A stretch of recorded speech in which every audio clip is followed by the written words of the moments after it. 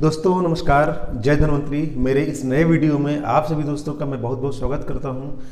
आज एक नए टॉपिक के साथ मैं फिर से हाजिर हुआ आप लोगों के सामने और मेरे वीडियो को लगातार आप लोग देख रहे हैं। कमेंट्स भी आपके बहुत सारे आ रहे हैं। मैं सारे कमेंट्स आप लोगों के पढ़ता हूं, मुझे बहुत अच्छा लगता है। आपके सजेशंस भी मेरे लिए बहुत काम के हैं और आपके द्वारा जो भी बातें बताई जा रही हैं मैं उस पर जो है इम्प्लीमेंट भी कर रहा हूं, उसको प्रयास कर रहा हूं कि आपके कोई भी कमेंट्स मुझसे छूटे ना। तो आज एक नए टॉपिक के साथ मैं हाजिर हुआ हूं और मुझे उम्मीद है कि आप लोगों को ये चीज़ें बहुत पसंद आएंगी। तो साथियों, आज का जो टॉपिक है बहुत मेन है, क्योंकि नेटवर्क मार्केटिंग बिजनेस में कहीं ना कहीं आदमी जब कोई फील्ड में जाता है तो उसको कुछ चीज़ें ऐसी सुनने को मिलती हैं कि आदमी जो है जो करता चला आ रहा है वही करना चाहता है। तो उसको बहुत सारी चीज़ें सुनने को मिलती हैं कि मेरे पास टाइम नहीं है, मैं जुड़ तो गया हूँ लेकिन मैं टाइम नहीं दे पा रहा हूँ। तो आज का ये टॉपिक जो है, आज का ये टॉपिक इसी बात को लेकर बनाया गया है कि टाइम नहीं है तो क्या करें। तो जो डिस्ट्रीब्यूटर हमारे साथ जुड़ गया है उसके पास टाइम नहीं है, वो हमसे कहता है कि भैया हमारे पास टाइम नहीं है, तो उसके लिए हमारे पास क्या सोल्यूशन होना चाहिए, उसके लिए हमारे पास क्या जवाब होना चाहिए। आज इसी टॉपिक को लेकर के मैं हाजिर हुआ हूँ। साथियों, जैसा कि आप लोग जानते हैं, नाम है राकेश कुमार चौधरी, फैज़ाबाद से बिलोंग करता हूँ। फैज़ाबाद अब अयोध्या हो गया है, भगवान राम की धरती। मैं पिछले कुछ महीनों से आप लोगों के लिए लगातार धनवंतरी से जुड़ी हुई वीडियो बना रहा हूँ, एमएलएम से जुड़ी हुई वीडियो बना रहा हूँ और कुछ मोटिवेशनल के भी वीडियो मैंने बनाए हुए हैं। मेरे वीडियो को आप लोग बड़ी संख्या में देख रहे हैं। तो साथियों, समय का प्रबंधन, टाइम मैनेजमेंट एक अच्छा टॉपिक है। आदमी को ईश्वर ने बहुत सारी चीजें दी हैं, जैसे सबको जो है बुद्धि अलग अलग दिया भगवान ने, सबको अलग अलग धन दौलत दी है, सबको अलग अलग रंग रूप दिया है, सबको अलग अलग धन संपदा दी है ना, कुशलता दी है। लेकिन भगवान ने सबको एक चीज समान रूप में दिया है, उसमें कोई भेदभाव नहीं किया है और वो है टाइम।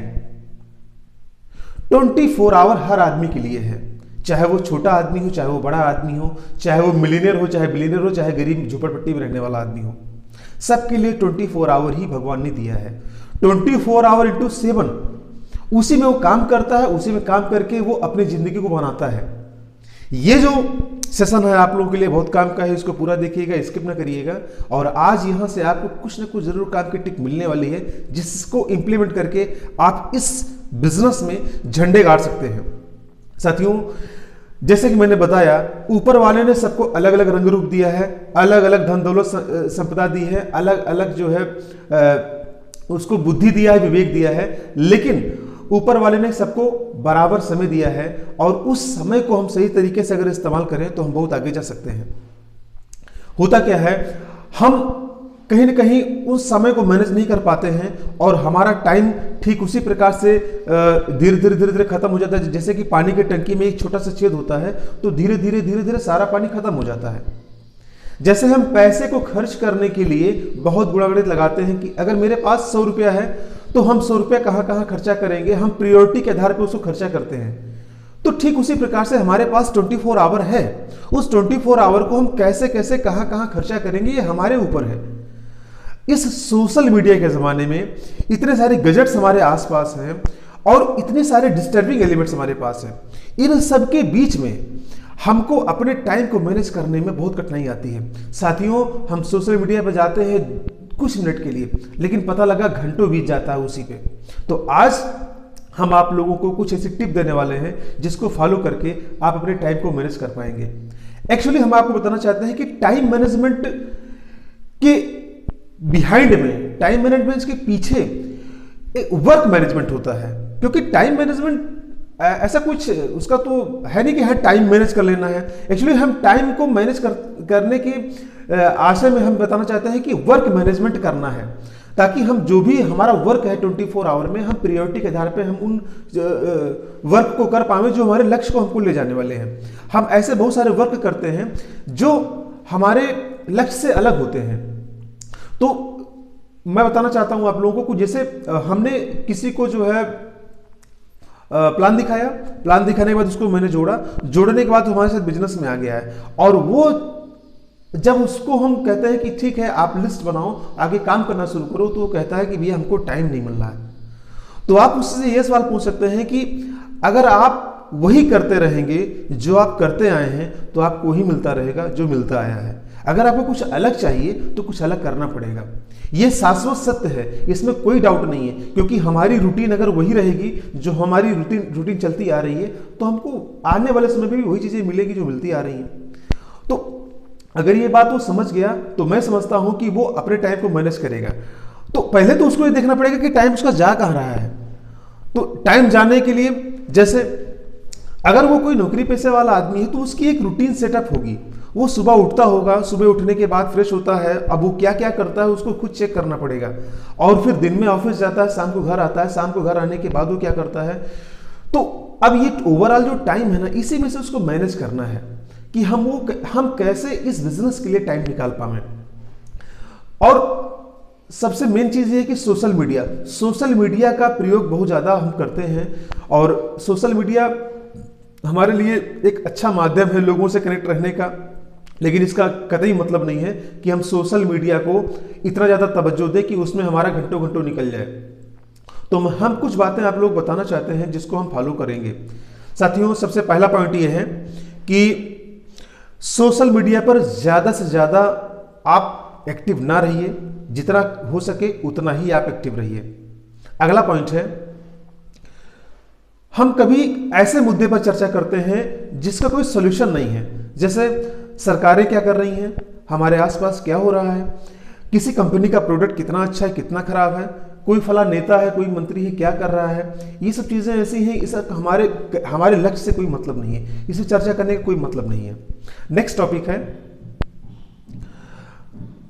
क्रॉस लाइन से ज्यादा बात न करें। हमारी जो क्रॉस लाइन होती है जिससे हो सकता है कि हमारा कोई बहुत ज्यादा लाभ ना हो, लेकिन उससे भी अगर हम चर्चा करते रहेंगे तो हमारे बिजनेस पे इसका इफेक्ट पड़ेगा, हमारा टाइम चला जाएगा। और नेक्स्ट टॉपिक है, हमारे लिस्ट में मान लीजिए 15 20 25 लोग थे, हॉट लिस्ट जो थी, मैंने उनको प्लान दिखा दिया। अब पता चला हमारी नई लिस्ट हम अपडेट नहीं कर रहे हैं, हम नए लोगों से बात नहीं कर रहे हैं, और नए लोगों से बात नहीं कर रहे हैं तो हमारी लिस्ट में नए लोग जुड़ नहीं रहे हैं। जब नए लोग जुड़ नहीं रहे हैं तो हम क्या होता है कि जब मीटिंग में जाते हैं तो वहां से जब हमको मोटिवेशन मिलता है तो फिर घूम करके फिर हम उन्हीं लोगों को प्लान दिखाते हैं जिनको मैंने प्लान दिखाया था। तो बार बार उन्हीं लोगों को प्लान दिखाने से अच्छा है कि आप लिस्ट को अपडेट करिए, नए लोगों से मिलिए और उनको जो है प्लान दिखाइए, उनको फॉलो करिए, उनको ज्वाइनिंग कराने का प्रयास कुछ चीज़ें मैंने बताई हैं साथियों, इनको अगर हम अपने लाइफ में इंप्लीमेंट करेंगे तो मैं समझता हूं कि डिस्टर्ब नहीं होगा, और आपका जो काम है ना उसमें धीरे धीरे आपको ग्रोथ नजर आएगी। और नेटवर्क मार्केटिंग में एक नेटवर्कर के लिए क्या जरूरी होता है, एक नेटवर्कर के लिए जरूरी होता है कि वो लिस्ट बना ले, लिस्ट में नए नए नाम जोड़ते रहे, उनको प्लान दिखाता रहे, और उनको जो है मीटिंग में लाता रहे, जो भी मीटिंग में बातें बताई जाती हैं उनको वो इम्प्लीमेंट करता रहे। तो ये सब ओवरऑल जो चीजें बताई जा रही हैं, इनको अगर वो फॉलो करेगा तो कहीं ना कहीं उसकी टीम में नए नए लोग आते रहेंगे और उनके साथ उसका काम भी बढ़िया चलेगा।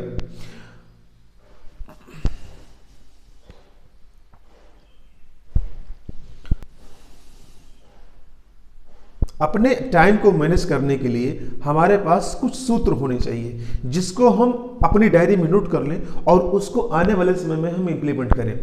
तो उसके लिए हमारे पास क्या चीजें होनी चाहिए वो मैं आपको बताता हूं। सबसे पहला पॉइंट ये है कि सोशल मीडिया पे एक्टिव रहने के लिए, सोशल मीडिया को चेक करने के लिए आप एक टाइम फिक्स करिए। सुबह से लेकर शाम तक सोशल मीडिया पर लगे रहने का कोई मतलब नहीं है। अगर कोई जरूरी सूचना उस पर आ रही है तो आपको इंफॉर्मेशन दी जाएगी, आपको फोन भी किया जा सकता है, अगर आप उसको नहीं चेक कर रहे तो फोन भी किया जाएगा।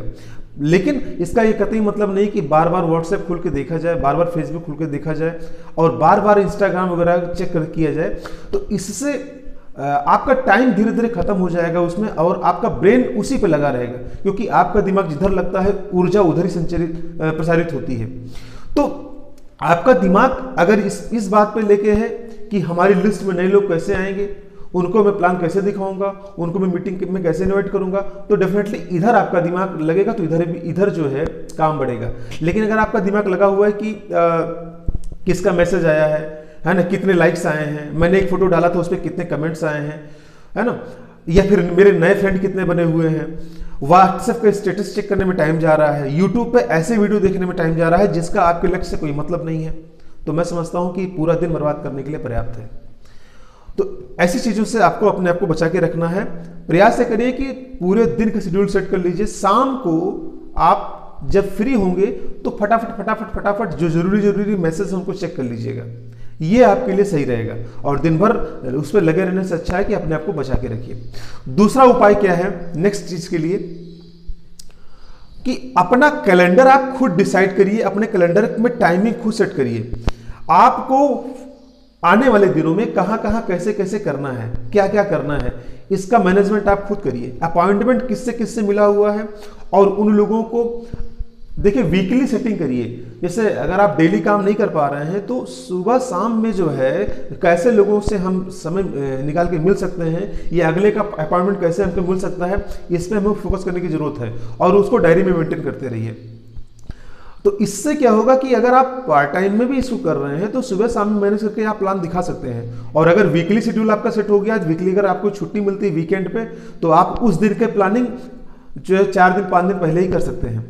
लेकिन होता क्या है कि माइंड में ये चीजें आती नहीं, रूटीन इतना ज्यादा बिजी है आदमी का, एक साइकिल सा चलता रहता है लाइफ में, उसी में अब आदमी एक लूप में फंस जाता है, उसी में चल रहा है। तो उससे उसको बाहर निकालने के लिए कहीं ना कहीं आपका अपलाइन या फिर कोई ऐसा एलिमेंट्स हो जो आपको उस चीज से अलग कर पाए, तो वो चीजें एक बाहरी कारण होना जरूरी है उस चीज से हमको निकलने के लिए। अगला पॉइंट ये है, कुछ ऐसे भी समाज में लोग होते हैं जो बेफजूल की बातें करते हैं और उस बात का कोई अर्थ नहीं निकलता है, तो हो सके तो उनसे आप दूर रहिए।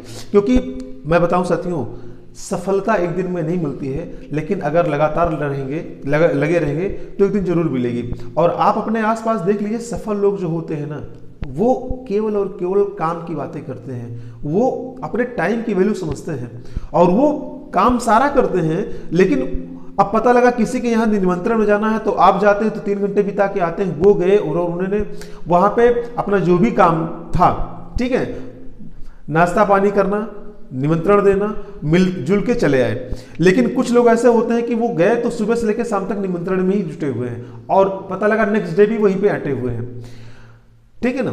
तो ये सब चीजों से हमको बच के रहना है। और मैंने आपको बताया कि समय ठीक उसी प्रकार से आप खर्च करिए जैसे कि पैसा खर्च करते हैं हम पूरे दिन। अगर हमारे पास 1 GB डाटा मिलता है मोबाइल में, तो हम उसको खर्च करने के लिए बहुत मेहनत करते हैं कि शाम तक चल जाए, तो मैनेज करके खर्चा करते हैं। जहां जहां जरूरी चीजें होती हैं हम खाली वहीं पे उसको इस्तेमाल करते हैं। तो वैसे ही आपका टाइम भी है, टाइम 24 आवर का ही मिला हुआ है। 24 आवर को आप किस तरीके से खर्चा कर रहे हैं वो आपके गोल तक ले जाएगा कि नहीं ले जाएगा, ये आपको पता होना चाहिए। तो इसलिए आप अपने 24 आवर को इस तरीके से सेट करिए कि आपके सारे टाइम का अच्छे से आप उपयोग कर पाइए और वो आपके गोल तक आपको ले जाने में मददगार हो। ऐसे ही कार्यों पर आप दिमाग लगाइए, बाकी कार्यों को छोड़ दीजिए। एक बहुत बढ़िया बात कही है एक विद्वान ने कि मुख्य कार्य क्या है, मुख्य कार्य यह है कि मुख्य कार्य को मुख्य कार्य समझना ही सबसे बड़ा मुख्य कार्य है। और हम क्या होता है कि जो हमारा मेन वर्क होता है उसको हम भूल करके पता नहीं क्या क्या करने लगते हैं। तो साथियों, ये छोटी सी जानकारी लेके मैं हाजिर हुआ हूँ। उम्मीद है आप लोगों को ये बातें समझ में आई होंगी और अच्छी भी लगी होंगी। अगर अच्छी लगी हैं तो कमेंट करके बताइएगा। और आप किन चीज़ों पे आपको दिक्कतें आ रही हैं, किन चीज़ों पे आप सजेशंस चाहते हैं, उसके लिए भी मुझे कमेंट में बताइएगा। और मेरे वीडियो को लगातार देखते रहने के लिए आप लोगों का प्यार मुझे लगातार मिल रहा है, इसके लिए आप सभी साथियों का बहुत बहुत धन्यवाद। मैं एक नए टॉपिक के साथ एक नए वीडियो में फिर से मुलाकात करूंगा। तब तक के लिए साथियों नमस्कार, जय धन्वंतरी।